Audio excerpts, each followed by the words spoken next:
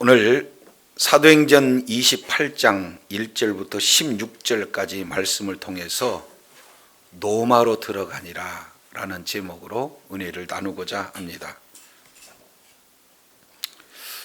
지금까지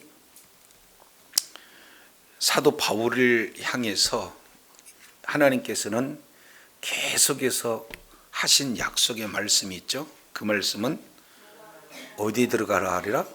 노마에 들어가야 하리라 하는 그 내용이 소개되고 있습니다. 그래서 그 말씀이 실제 사실로 존재로 드러나는 그런 말씀의 성취의 사건이 바로 오늘 28장 16절 우리가 로마에 들어가니 이 말씀으로 이루어졌어요. 하나님의 말씀은 반드시 이루어질 줄로 믿습니다.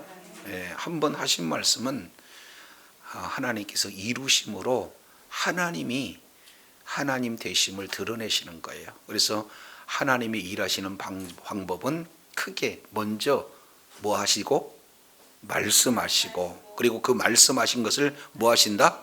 이루신다. 요거 꼭 기억해야 돼요. 자, 오늘 이 말씀을 이해하기 위해서 우리 구약 성경 한 군데 찾아보도록 하겠습니다. 에스겔서 17장. 이것은 반복하고 또 반복해도 지나침이 없을 만큼 중요해요. 그래서 에스겔서 17장 내용을 통해서 보면 계속 같은 내용을 반복하고 또 반복하면서 하나님이 어떠하신 분인가, 이것은 이사야도 그렇고 예레미야도 그렇고 에스겔서도 그렇고 동일해요. 그래서 이 말씀을 우리가 잘 깨달아야 하는데, 자, 에스겔서 17장 24절 한번 보시겠습니다. 들의 모든 나무가 나 여호와는 높은 나무를 낮추고 낮은 나무를 높이고 푸른 나무를 말리우고 마른 나무를 무성하게 한 줄 알리라. 나 여호와는 뭐하고? 그럼요. 두 가지. 먼저 말하고 그 다음에 하신 말씀을 이루는 거죠. 하나님이 눈이 안 보이지만 하나님은 말씀하시고 그 말씀을 이루심으로 눈에 보이지 않는다 할지라도 하나님은 계시는 분이구나, 이 사실을 드러내신다 그 말이죠.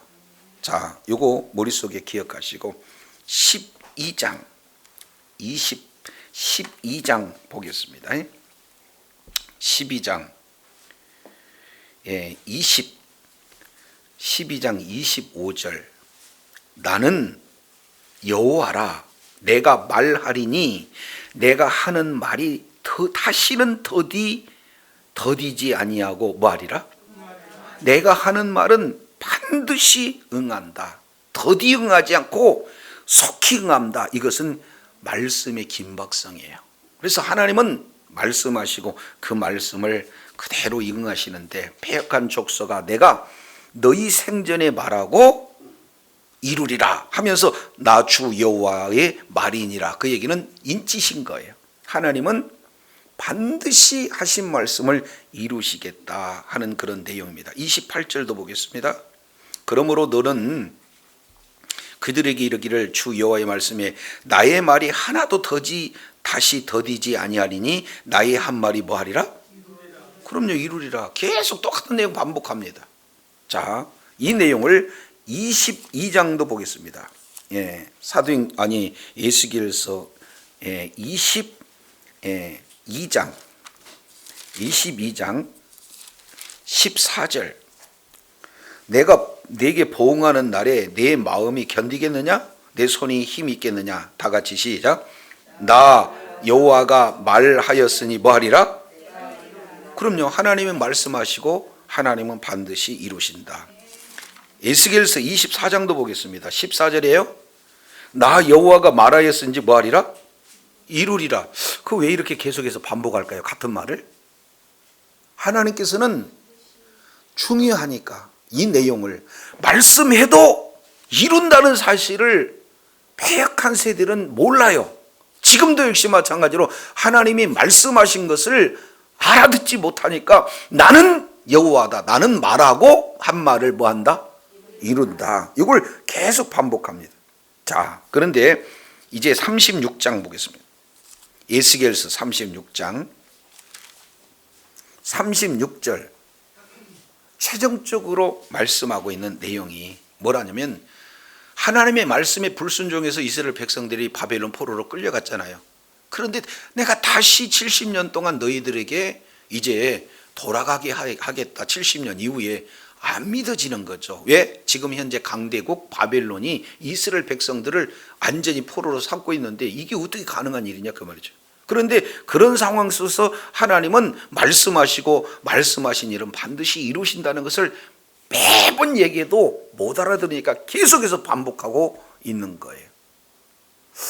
예수 그리스도를 믿지 않으면 이렇게 하나님의 나라의 자녀가 될 수도 없고 하나님 나라의 기업을 누릴 수도 없고 어떻게 됩니까? 영원한 불못 속에 들어가요.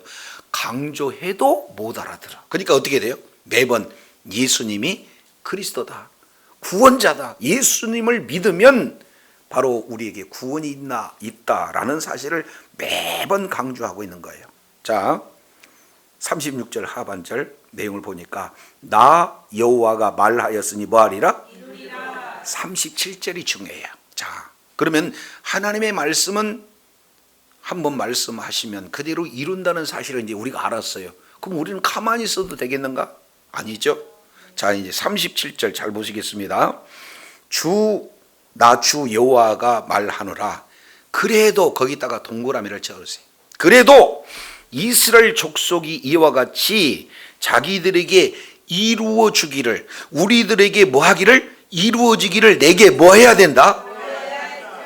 하나님께서는 약속하시고 약속한 것을 이루시지만 그 약속의 말씀을 받는 저와 여러분들은 어떻게 돼요? 하나님이 약속하셨잖아요. 그 말씀을 이루어지게 해주세요라고 우리는 뭐 하는 거예요? 기도하는 거예요. 에게 뭐 말씀이 안 이루어지네. 아니요, 믿는 자에게 이루셔야. 아멘이시죠? 그렇기 때문에 이 내용을 머릿속에다 완전히 간직하시길 바랍니다. 자, 그러면 이제 오늘 사도행전 보겠습니다. 사도행전 28장 이 내용을 통해서 우리가 잘 알면은, 자, 이것도 한번 보도록 하겠습니다. 자, 사도행전 28장 11절에 11절. 석 달 후에 우리가 그 섬에서 겨울을 난 알렉산드리아 배를 타고 떠나니 그의 배의 머리의 장식은 뭐다? 디오스 구로라, 이렇게 말씀을 하고 있어요. 그러니까 최소한 어느 정도 있었다는 거예요? 3개월 동안 있었어요. 그러면 3개월 동안 사도 바울은 이제 치유하고 복음 전하고 다시 치유하고 복음 전하고, 그러니까 치유의 내용, 병 고침은 무엇을 위함입니까? 복음을 전하기 위함이에요. 복음을 전하는 곳에 필요하면 하나님께서 뭐 하셔요? 치유의 역사를 나타나신다 그 말이죠. 아니, 하나님을 모르는 인생들, 바로 여기에서 보니까 디키신, 그들이 얘기하는 미신, 이런 자들을 섬겨서 공의가 그들을 구원하지 못하였다 하는 미신을 계속해서 숭상하고 미신을 이제 따라 살면서 미신 섬기다가 결국 죽어서 지옥 갈 인생들이 이 뭡니까? 멜리데 섬에 다 몰려 있잖아요. 사실은 그들에게 절망 가운데 있는 그런 인생들을 이제 복음 전도자 사도 바울을 섭리 가운데 그곳에 보내시는 분이 하나님이세요. 그러니 모르고 있는 그 자들을 향해서 하나님의 계심을 어떻게 해요? 드러내주는 것이 뭡니까? 병 고침이죠. 그래서 병을 고치니까 모두들 이야 진짜 신적인 존재네 하고 몰려왔을 때 나는 내가 신이 아니라 나는 내가 섬기는 신이 있는데 그분께 기도하면 그분께서 나에게 능력을 주심으로 이제는 하나님께서 낫게 하신다. 그러니 능력을 행한 나를 보는 게 아니라 능력 행한의 그 본질이신 하나님을 바라봐라 해서 복음을 증거했더니 이 멜리데 섬의 모든 사람들이 3개월 정도 주님의 품으로 돌아오게 된 줄로 믿습니다. 자, 이것은 하나님의 놀라운 섭리 가운데 있었어요. 그래서 이제는 3개월 이후에 이제 그들이 어디로 갑니까? 예? 알렉산드리아 배를 타고 지금 이제 떠나서 방향은 로마로 가는 거예요. 하나님은 놀랍게도 풍랑을 통해서 가장 로마 가까운 곳에까지 우리 주님이 이끌어 주셨어요. 배에서도 복음 전하게 하고 아예 그냥 어떻게 됩니까? 3개월 동안 멜리데 섬에서는 아예 부흥의 역사가 나타나는 거예요. 그래서 모든 자들에게 복음을 풍성하게 전할 수 있는 그 기회를 사도 바울에게 주신 거예요. 저와 여러분도 준비되어져 있는 자라면 하나님께서 저와 여러분을 통해서 많은 영혼들에게 예수가 그리스도라는 사실을 증거하는데 복음의 도구로 하나님이 존귀하게 쓰실 줄로 믿습니다. 자, 그래서 12절 보세요. 어디로 갑니까? 수라구라에 대고 사흘간 있다가, 여기서 수라구라 이 내용은 바로 이 로마 바로 150km 그 북쪽에 있는 항구예요. 그러니까 지금 이 멜리데 섬에서 이 수라구라 이 내용까지 이제 배를 타고 알렉산드의 배를 타고 수라구라에 지금 됐습니다. 거기에서 사흘 동안 있어요. 그 다음에 거기서 둘러가지고 어디로 갑니까? 레기온. 이 레기온은 장화처럼 되어 있는 그 로마 이탈리아 반도 알죠? 그 끝부분이에요. 그 이탈리아 레기온에 이르게 되어집니다. 그래서 하루를 지나 남풍이 일어나므로 이튿날 어디까지 가요? 보디올로 가요.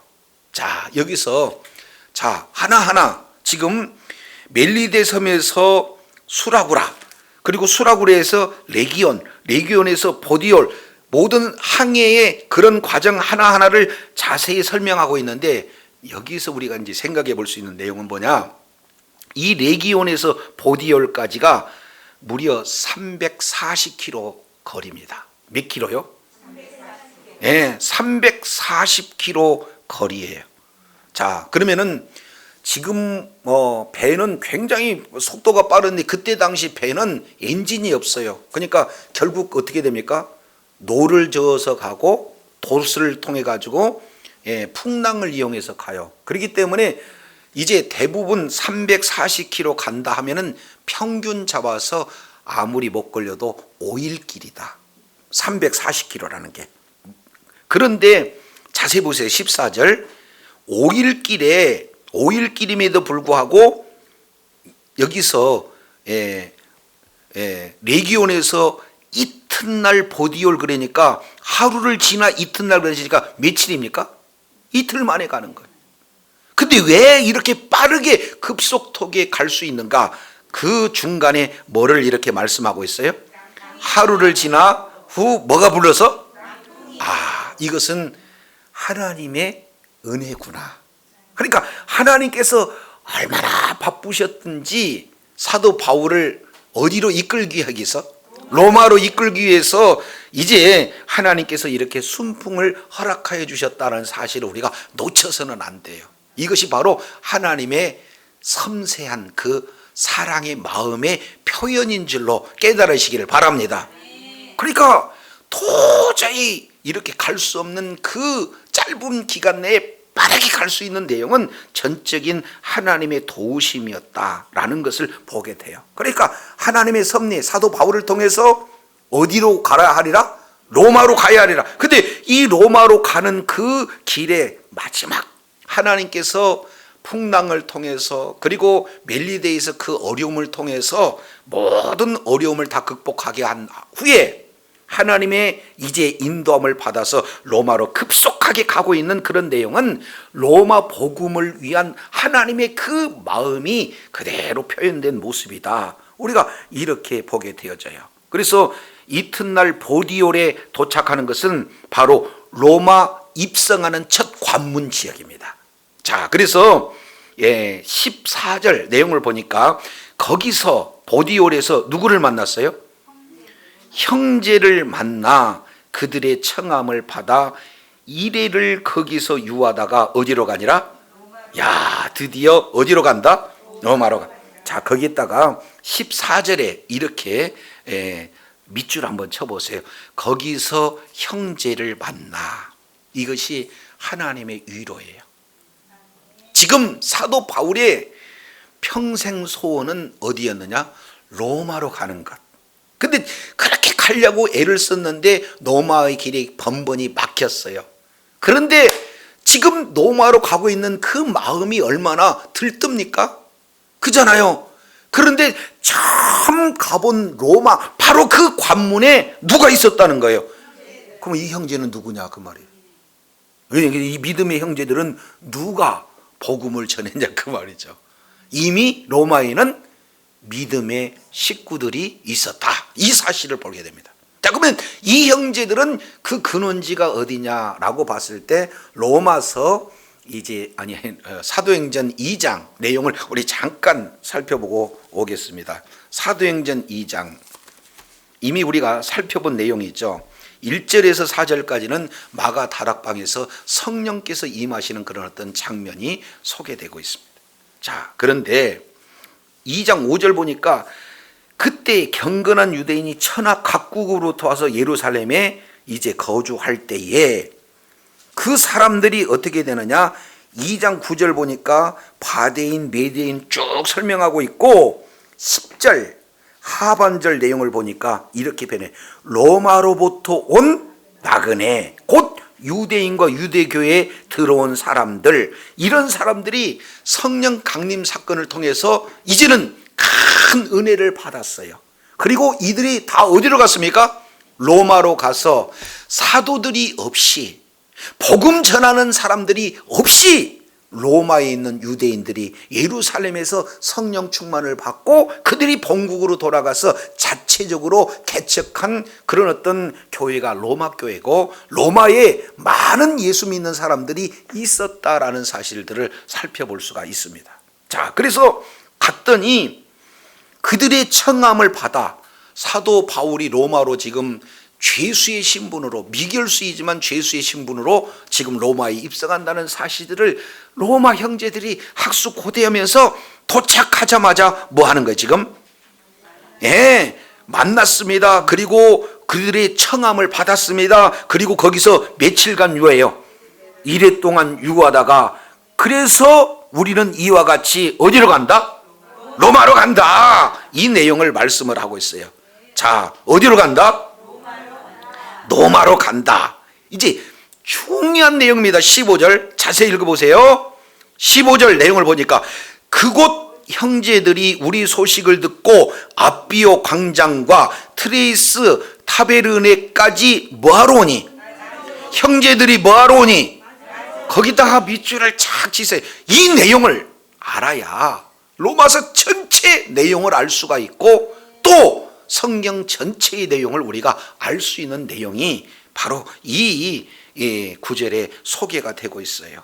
여기서 첫 번째 아비오 광장이라는 내용은 그때 로마의 유명한 장군이 누구냐면 아비오라는 장군이 있어요. 그러니까 가서 싸우면은 승리를 거두고, 싸우면은 승리를 거두니까 그 장군의 이름을 기려서 무슨 거리?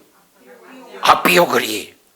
뭐 우리나라도 축구 잘하면은 박지성 거리, 또 노래를 잘하면 김광석 거리, 이렇게 하는 것처럼 지금 무슨 거리예요? 아비오 장군 거리. 그러니까 그 내용을 보면은 이제 승전가를 울리고 이제 오는 그런 어떤 승리의 입성 장소가 어디예요? 그러면 왜 하필이면 아비오 이 거리로 나가서 맞으러 오는가? 이것을 누가는 어떤 의도에서 이걸 기록했는가? 이것이 굉장히 중요하다 그 말이죠. 그러면은 사도 바울이 로마에 입성하는 그런 어떤 내용을 뭘로 보고 있어요? 바로 로마를 복음으로 정복한, 바로 승리의 입성을 그대로 보여주고 있다 그 말이죠. 자, 이것을 우리가 제대로 알려면은, 자, 한번 생각해 보세요. 사도 바울이 다메섹 도상에서 예수님을 만납니다. 그리고 거기에서 사명을 받습니다. 너는 이방인과 그리고 임금들과 유대인들에게 내 이름을 전하기 위한 나의 그릇, 이렇게 말씀하고 있잖아요. 그런데 그 복음을 전하는데 많은 환난이 따를 것이다. 이 내용이 사도행전 9장 15절 16절 내용에서 기록되고 있습니다. 그런데 이 말씀이 사도 바울에게 이렇게 이루어지는데, 이제 이 말씀을 이루기 위해서 사도 바울은 한 걸음 한 걸음 예수 이름을 전하기 위해서 이제 복음의 걸음을 뛰기 시작합니다. 그래서 사도행전 13장 이제 1절 2절 내용을 통해서 드디어 사도 바울은 성령에 의해서 선교사로 바나바와 함께 파송을 받게 되어지고, 이제 세계 1차 전도 여행을 마치고, 그리고 다시 세계 2차 세계 전도 여행을 이렇게 진행하면서 사도행전 19장 21절 내용을 통해서 보니까 큰 박해를 받아요. 예, 그런 가운데 이제 계속해서 박해 가운데 있는데, 이제 사도 바울이 하나님과의 이제 계획이 이루어지는 거예요.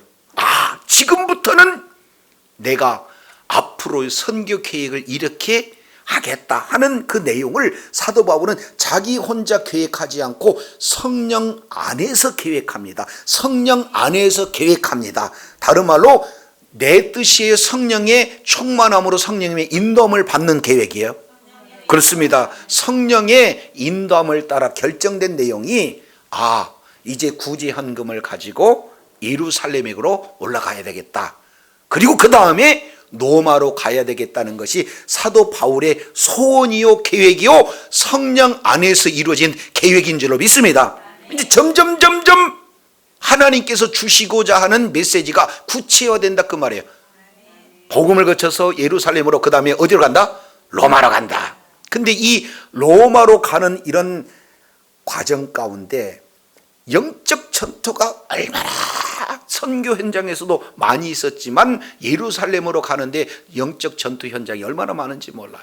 사도 바울을 죽이려고 아주 애를 쓰는 그런 환경들이 많이 증인이 되지 않습니까? 자, 그랬을 때 이제 담대하게 내가 복음을 증거하는 일에 있어서는 나의 생명을 조금 더 귀할 것으로 여기지 않는다 하면서 각오하고 다짐하고 이제 어떻게 결단하고 예루살렘에 갔는데, 가자마자 또 뭐 해버렸어요? 진짜로? 큰 핍박이 오잖아요. 사도 바울이 그냥 이렇게 결박되는 그런 역사가 나타나잖아요.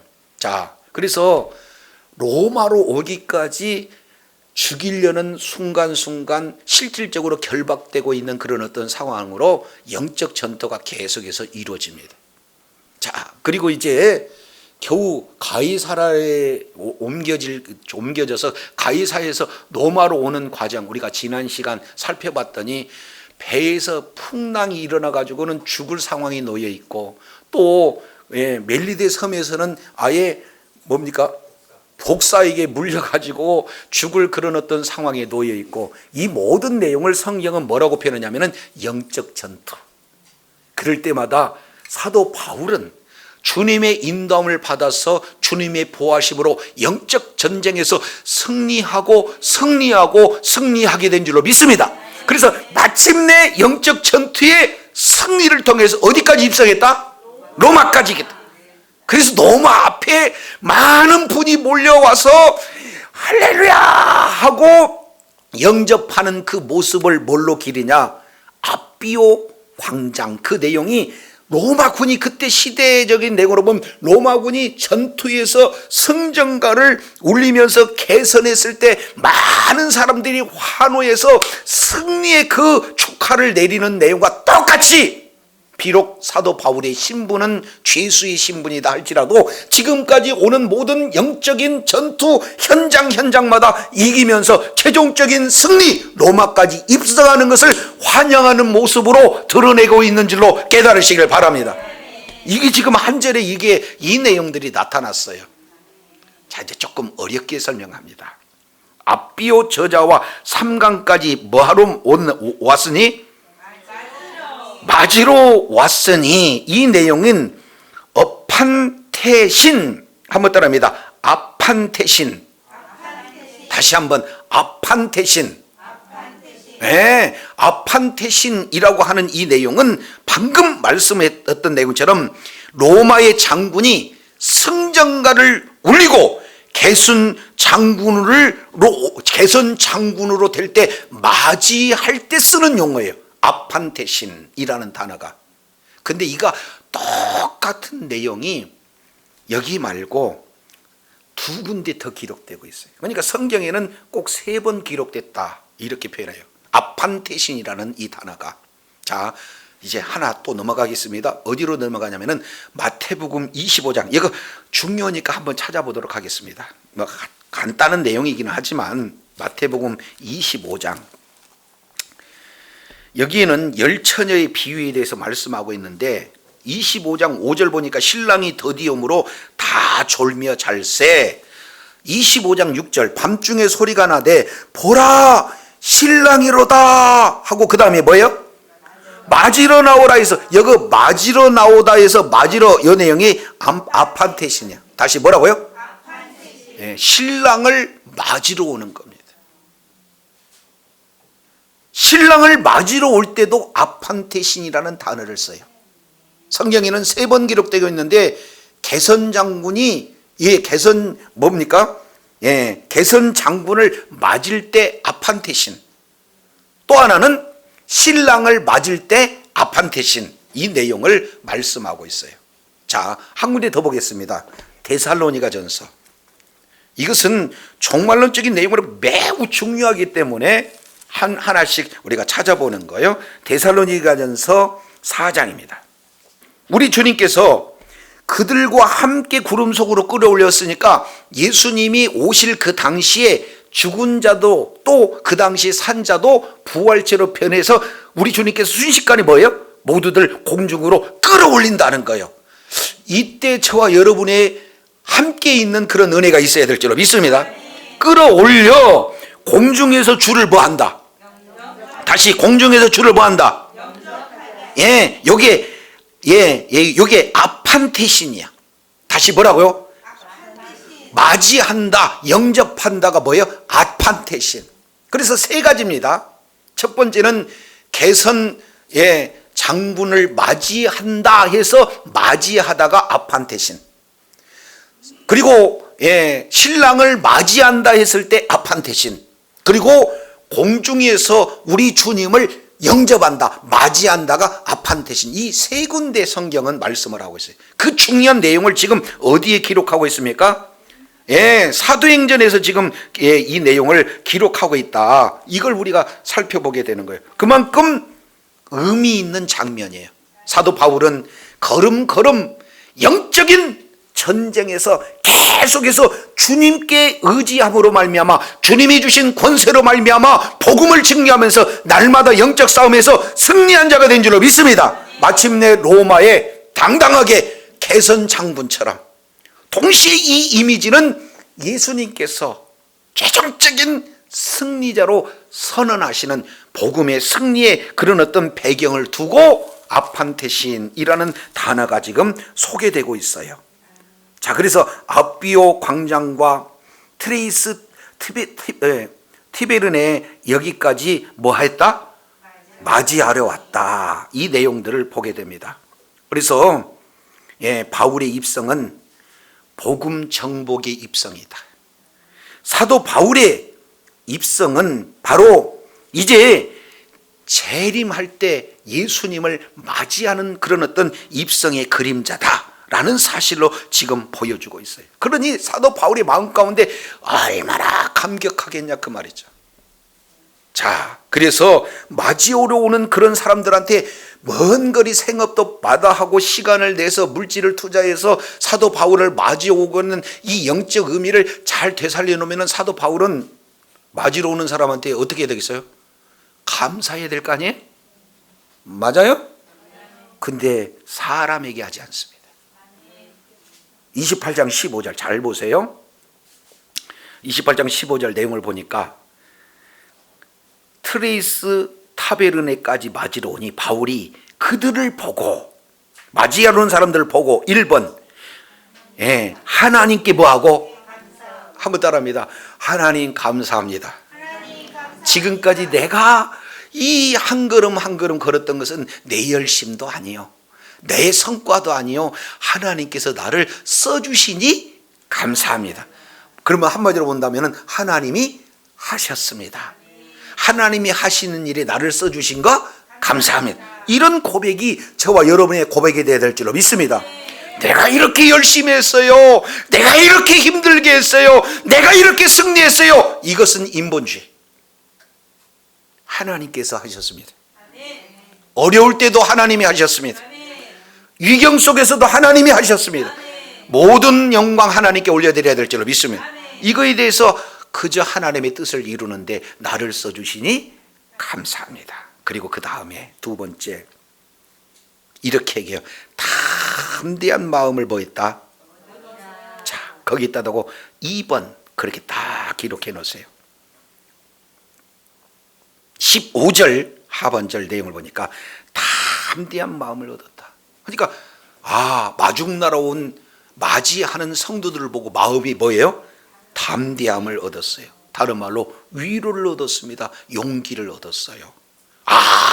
나 혼자 뛰는 게 아니구나. 로마에도 이미 하나님의 은혜를 받은 믿음의 동역자들을 하나님이 미리 세워놓으셨구나. 그러니 사도 바울의 마음 가운데 어땠습니까? 위로가 돼요. 용기가 돼요.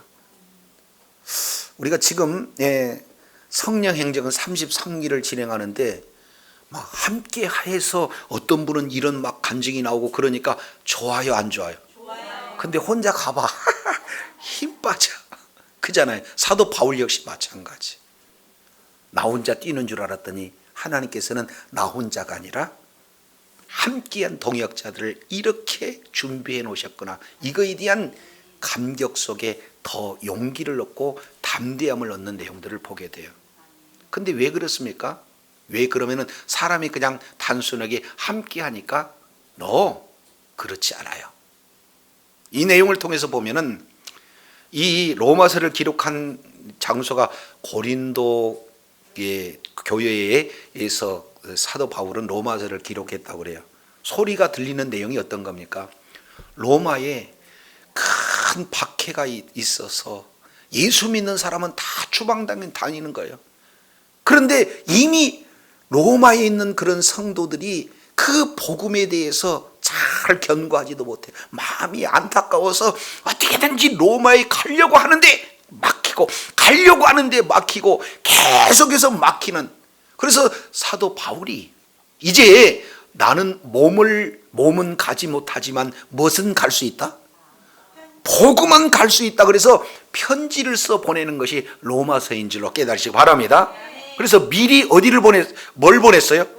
편지를 보냈어요. 그러면 우리가 잘 알겠지만 편지의 내용을 통해서 보니까 얼마나 논리적이고 얼마나 체계적이고 복음이 무엇이고 복음을 이제 받아들인 자의 삶이 무엇인지를 너무나 정확하게 기록하고 있는 주옥과 같은, 보석과 같은 그런 내용으로 편지가 다 소개되고 있잖아요.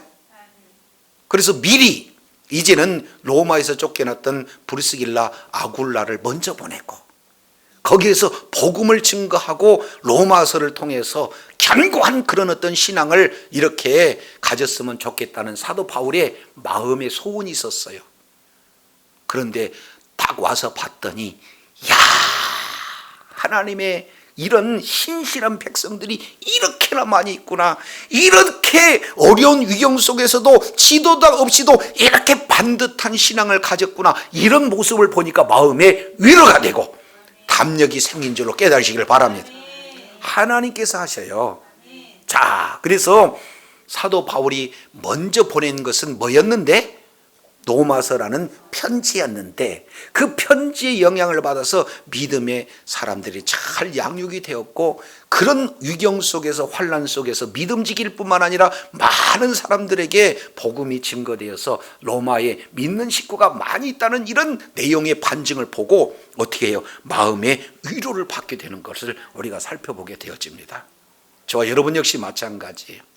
복음이 증거되고 이 말씀이 마음 가운데 믿음으로 생명으로 자리 잡고, 이 말씀은 나만 보기에는 아까워, 이 말씀을 전하지 않냐고는 내가 견딜 수가 없어 해서 아는 사람들, 일가 친척, 형제, 믿음의 주변에 있는 그런 사람들에게 복음을 증거해서 한 사람 이렇게 주의 품으로 돌아오면 그 자체가 우리에게 힘이 되고 용기가 되고 담력이 되어질 줄로 믿습니다.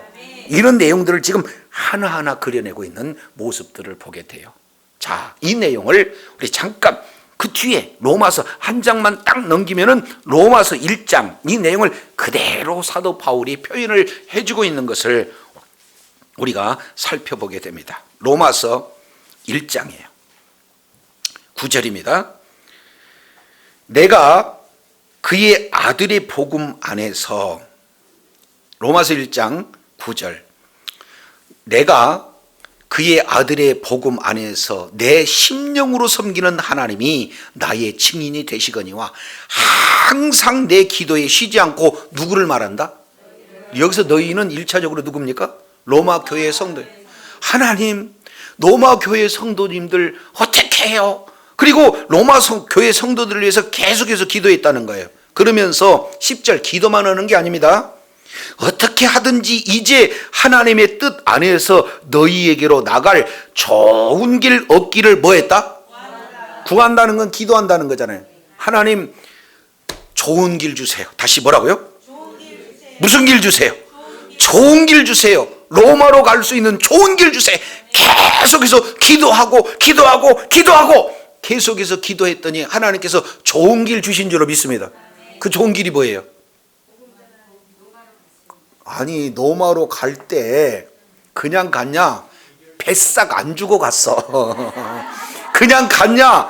호위병, 로마 백부장 직속부인데 율리오를 통해서 아예 그냥 경호원 붙여서 보냈어요. 또 더 빨리 가라고 그냥 광풍 보내면서 이제는 급속도로 거기에 자기 노력하지 않고 하나님이 빠르게 보내셨어요.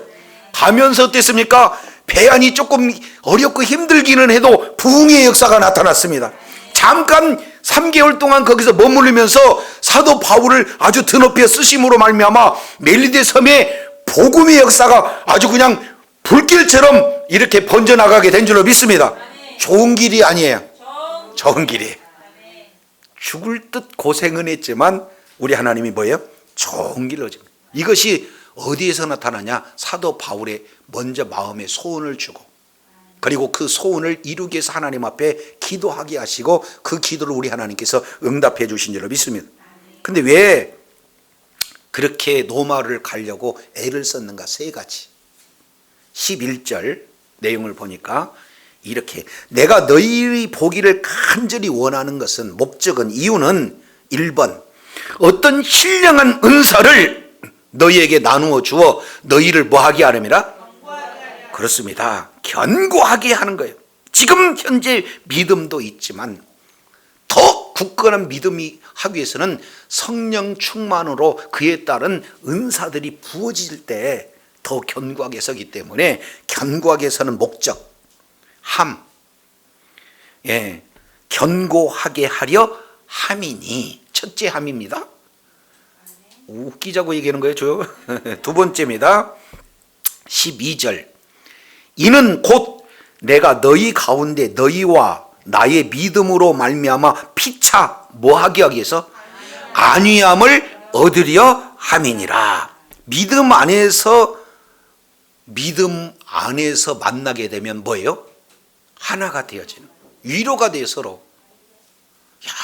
그래서 지금 이거 하나하나 우리가 지금 진행하고 있습니다. 설교 말씀을 들으면 은혜 받았어요, 이거 얘기하지 말고 받은 은혜가 뭔지 나누는 거예요. 그랬더니 옆에서 듣는 분이 나는 생각지도 않는데 이런 내용으로 하니까 뭐예요? 저렇게도 은혜를 나누는구나. 하나님께서는 사도 바울의 형편에 맞게 쓰신 줄로 믿습니다. 그것만 사역이 아니다 그 말이죠. 로마에 있는 그 성도들이 지도자 없이 어떻게든지 로마 상권에 붙들린 밭에서 막 믿음이 견고해져 가지고 그런 여러 가지 환경이 이제 환난 가운데 있어도 믿음 지킬 뿐만 아니라 복음을 증거할 수 있는 그런 놀라운 신실한 성도, 이런 내용들을 들어보니까 사도 바울이 뭐요? 나도 놀라는 거예요. 겸손해지잖아요. 나만 하나님을 위해서 일하는 것이 아니라 이렇게 하나님께서 쓰시는 사람들이 다양하구나. 그러니까 서로 뭐예요? 위안이 돼요. 위안이라는 건 평안임하고 위로가 되어지는 그런 내용들을 말씀을 하고 있습니다. 이것은 성도와 성도의 교제 가운데 서로 성장하는 그 기쁨을 주예요. 이것이 안위를 얻으려 뭐함이라? 두 번째 함 나왔죠? 자, 세 번째 함입니다. 13절 내용을 보니까 형제들아, 내가 여러 번 너희에게 가고자 한 것을 너희가 모르기를 원치 아니하노니 이는 너희 중에 너희 중에 서로 다른 이방인 중에서와 같이 뭘 맺게 하려 함이에요? 저 여러분, 아무리 은사 있고요, 성도 안에 교제가 있다 할지라도 열매 없으면 안 돼요. 그렇기 때문에 사도 바울이 그토록 로마로 가고자 하는 목적 세 번째는 뭡니까? 열매 때문에. 그래서 첫 번째 은사, 두 번째 안위, 세 번째 열매. 이 내용이 사도 바울은 내가 그냥 이제 폼 잡으러 가는 것도 아니고 내가 그냥 뭔가요? 이게 그냥 한번 목에 힘주려고 가는 것도 아니고 이 세 가지 목적 때문에 하나님 앞에 기도했고 하나님께서는 이 부분들을 들어주셨어요. 근데 지금까지는 막았는데 하나님께서 가장 좋은 방법으로 좋은 길을 이제 허락하셔서 지금 입성하는 장면이 어디예요? 로마예요. 다시 뭐라고요? 자, 이제 16절, 28장 16절 읽습니다. 자, 이게 전체 내용이에요. 자, 28장 16절 보니까 뭐라고 했어요? 우리가 어디로 들어가니? 야, 로마에 들어가니. 거기에서 바울에게는 자기를 지키는 한 군인과 함께 따로 있게 허락했다. 왜 그게 죄가 없으니까. 그래서 여기서 마음껏 하나님의 나라를 증거하고 마음껏 주의 복음을 증거하는 도구로 쓰임받는 역사가 일어나게 되어진 줄로 깨달으시길 바랍니다. 꿈에도 소원은 로마. 하나님 앞에 계획을 세운 것도 로마. 하나님께 음성 듣는 것도 로마. 위경 속에서도 이제 음성 듣는 게 뭐예요? 로마. 근데 그 로마가 실제 뭐였어요? 그대로 이루어졌어요. 자, 사도 바울이 다시 이렇게 얘기합니다. 다시 정리합니다. 로마서 19장 21절 로마에 가야 하리라. 사도행전이라고 내가 로마서라고 했나요? 네. 사도행전 19장 21절, 사도행전 23장 11절 로마에 가야 하리라. 그리고 이제 풍랑 속에서 들려오는 음성 뭐라고 그랬어요? 27장 15절, 네. 15절 내용을 통해서 보니까 뭐라고 표현하고 있어요? 25절이죠. 24절이죠. 24절 뭐라고 그랬습니까? 네, 로마 가이사 앞에 서야 하리라 하고 하나님은 줄기차게 말씀하신 줄로 믿습니다. 그러면 하나님이 일하시면 어떻게 돼요? 말씀하시고 그 다음에 이루시고. 이뤘어요, 안 이뤘어요? 할렐루야.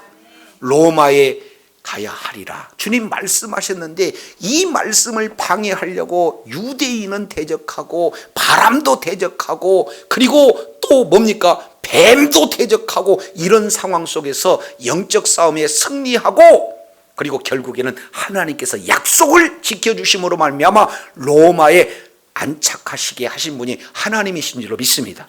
그래서 저와 여러분이 하나님의 말씀 복음에 딱 붙들린 바 되었으면 그 복음이 생명이고 그 복음이 능력이기 때문에 복음이 증거되는 곳곳마다 살아 움직이는 역사가 나타나게 될 줄로 믿습니다. 복음에 접촉하는 이마다 많은 영혼들이 주님의 품으로 돌아오게 될 줄로 믿습니다. 사도 바울처럼 이렇게 하나님의 말씀에 붙들린 바 되어서 주의 말씀을 증거하는 그곳에 하나님의 선한 도구로 쓰임받아서 하나님 감사합니다. 그리고 이 복음의 많은 영혼들을 보고 그 그 사람들로 하여금 주 안에서 교제를 통해서 위로받고 담대함을 얻어서 더욱더 주의 사명을 감당하는 저와 여러분이 다 되어야 될 줄로 믿습니다. 기도하겠습니다.